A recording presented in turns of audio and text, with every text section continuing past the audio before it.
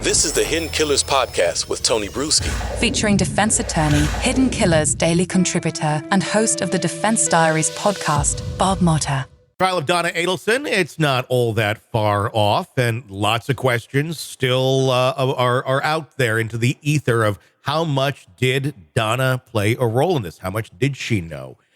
Joining me to discuss, Bob Motta, defense attorney, host of the podcast Defense Diaries. It's time to talk Adelsons again. Obviously, Charlie convicted last year. Donna's coming here. What's your thoughts as we get closer to her getting her trial date? It's going to be a fascinating trial. I mean, because one of the things we just learned is that they are transporting Charlie. He's going to be testifying on behalf of the state. So I don't know if that's like, we just found that out. So that's like, what's he going to say? You know, I mean, is he going to be like Wendy?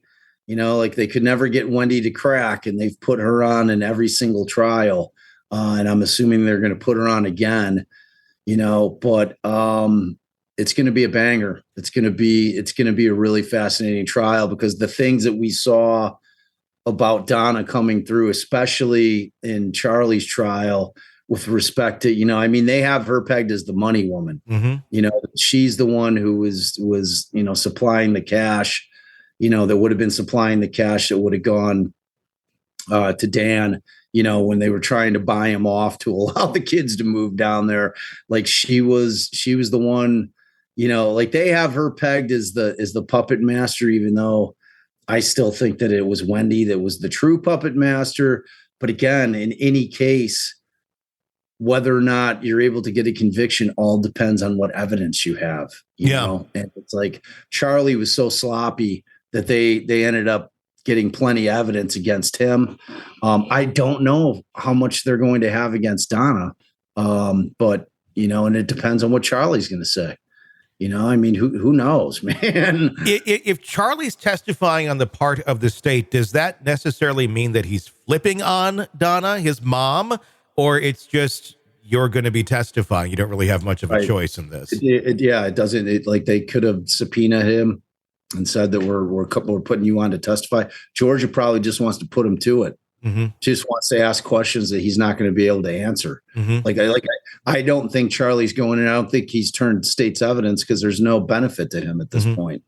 You know, what are they going to do? Reduce his sentence some? I mean, there's no benefit to Charlie throwing his mother under the bus. So I have a sneaking suspicion is that Kappelman just wants to get him on the stand and have him try to answer questions that she knows he's not going to be able to answer as to Donna's involvement in this whole thing, is what I'm guessing. If Wendy is the puppet master and all this, like you said, you think she might be, why no charges as of yet? Are they just letting her hang out in the wind? I would think by this point they've unturned a lot of stones in this, and if there was something to charge her with, wouldn't they have done it by now? You would think. But the one thing that tells you is lack of evidence. Yeah. You know, they don't need to wait for each domino to fall to charge Wendy, especially when Georgia knows that Ruth, you know, Dan's mother, is fighting desperately to get the boys, you know, into her custody, or, you know, where she's the guardian of the boys, because she's not even able to see her grandchildren. Yeah. So, you know, you've got this family that where now one of the family members is convicted of you know, having a hand in killing Dan. And you've got, I had Doug on the brain from Benefield, you know, but you've got, you know, this situation where like everything is kind of like coming together as to everybody else, but it just tells me that they don't have what they need to get her. You know what I mean? Because you have the thing where she drives by the neighborhood just by happenstance. I was on my way to get alcohol, but I just happened to take a different route than I would normally take. That seems to be a little bit longer of a route to that liquor store. And she just happens to cruise by right after the shooting has taken place. It's, you know, I mean, it certainly seems very suspicious. Is that enough to get her on though? You know, so maybe the feeling of the prosecution is that, all right, what we're going to have to do is that we do have to wait for each domino to fall. we're gonna put away each and every one of these family members so that it seems completely implausible to any jury that Wendy Adelson wasn't behind all of this. Mm-hmm. You know what I mean? We've proven now that every other single family member had a hand in this. Yeah. And you're going to sit there as a jury and you're going to think that the mother of the two children didn't have a hand in it. Yeah. Come on. You know what I mean? Like that can be a way to kind of make up for a lack of, you know, substantial evidence in the case. That's the only thing I could think of. It's a hard one. I mean, it does very much seem like an enmeshed family where, you know, everybody's kind of doing the bidding of each other, and the end goal in an enmeshed family is to do whatever is the best interest of the family, not a single individual. And obviously we have Charlie, we got Donna, we got everybody kind of playing those sort of roles. So I guess, is it that, does Wendy know what they were going to do, or does Wendy just know her family? And at the end of the day, her family's going to do what they think is best, and she knew what they thought was best, even if it wasn't what she thought was best, and just kind of felt helpless to do anything. Whether or not in reality she was, I mean, she has free will. She could have done something. But did she just stand on the wayside and let the family do what they were going to do?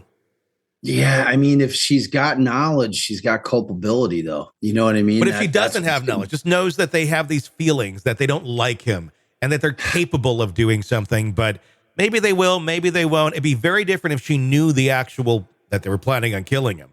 But I mean, that's I wonder if she knew that. One thing, right? Like thinking, like knowing that your family doesn't like your ex because he's blocking the ability to be able to have the kids down where they all want to be living down in Florida is a far cry from like knowing that they're plotting to murder him. Sure, completely, you know what completely. I mean? But that's It's what I'm like, wondering. Did she know that? That's what I mean. If she did, she's culpable. The problem for the state is, how do you prove it? True. How do you prove that she had the knowledge? That's what I'm saying.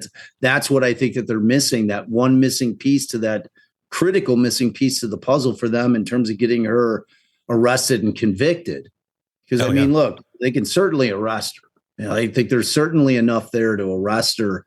The question becomes, is there enough to convict her? And that's why I'm saying I think that the domino theory, it may be strategically what the state is thinking is the best approach to it. Like, look, we've just got to get all of these people convicted, and then we're going to have to leave it to the jury to just use their common sense and come to the understanding that this was a family thing. This was a family decision, that they were all doing it at the behest of one another.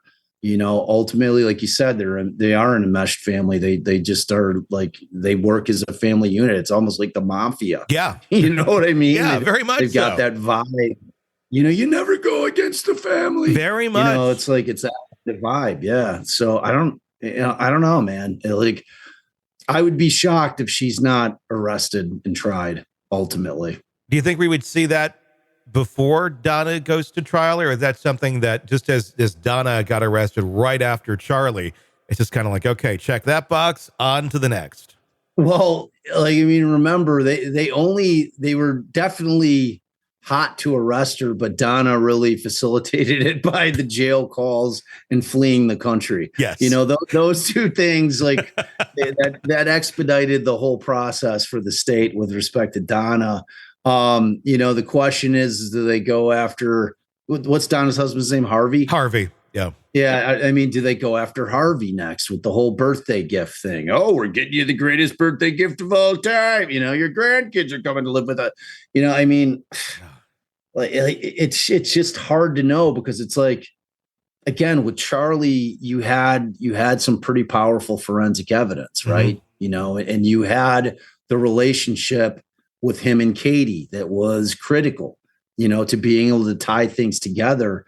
Where you don't have those same relationships, you're not going to be able to have Katie get in there and testify to the same types of things as to Donna or to Harvey or to Wendy, you know, that she was able to testify to, you know, as to Charlie, and with either of the actual hitmen either. You know, I mean, you have both these guys coming in, they had contact with Charlie. None of them had any kind of real contact with Donna, Harvey, or Wendy. So like, those factors are missing. You know what I mean? From the case. And those were very, very helpful in terms of getting Charlie convicted, because again, you know, in a circumstantial case, you're having to put the, you know, like lawyers always love to use that puzzle analogy, the jigsaw puzzle, you know, but it's true. We use it because it's a very accurate way to where, you know, you're always going to have missing pieces in a circumstantial case. But if you step far enough back and look at it, can you see the full picture despite the missing pieces? And, you know, with Charlie, you were certainly able to, you know, with the rest of them, I mean, I guess it's yet to be seen. And, you know, I mean, being able to use convicted family members and forcing them in to testify is a pretty helpful tool, you know, because like Charlie's not going to be prepped. Like when they call him on direct, you know, they're not going to be saying, okay, this is what we're going to ask you.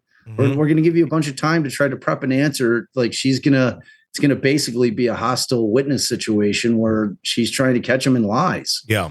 Direct examination. It's going to be wild. Want more of the podcast without the ads? Then hit subscribe to the True Crime Today Premium Plus channel on Apple Podcasts. Try it now for 3 days, absolutely free. You'll get access to all of our extended advance ad-free episodes instantly. So you can binge without the break. True Crime Today Premium Plus. Search and subscribe now on Apple Podcasts.